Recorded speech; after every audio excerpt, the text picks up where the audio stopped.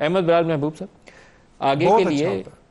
आगे के लिए कोई रास्ता चाहिए हमें। हम रास्ता नहीं है, बंद गली में टकरे मारेंगे तो नुकसान अपना करेंगे, हम टकरे मार रहे हैं। नदीम मलिक साहब, मज़ीद ख़राबी के बाद भी जहाँ जाना है वो आज ही चले जाना बेहतर है। वो है मुज़ाकरात की बात।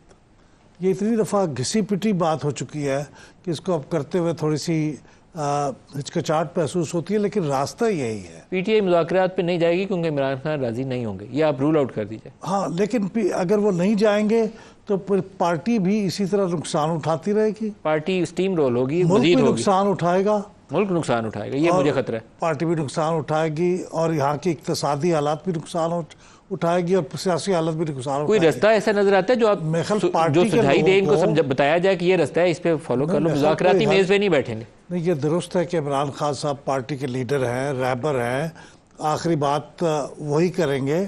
लेकिन मेरे ख्याल में पार्टी के अंदर बहुत समझने वाले, सोचने वाले, और वो चीख चीख के कह रहे हैं कि हमारी भी बात सुन लो। पार्टी का नंबर 2 जो हायरार्की में है वो शाह महमूद कुरैशी है। उन्होंने और साथ उनके जो बाकी 4 लोग हैं वो भी बड़े पाए के लोग हैं, कुर्बानियाँ दी उन्होंने पार्टी के लिए। वो लिख के कह रहे हैं कि यार हमसे भी बात मशवरा कर लो, हमारी बात भी सुन लो और मुज़ाकरात शुरू करो। तो मेरे ख्याल में पार्टी को in the interest of Imran Khan भी अगर बात करनी हो तो यही है कि मुज़ाकरात शुरू करें।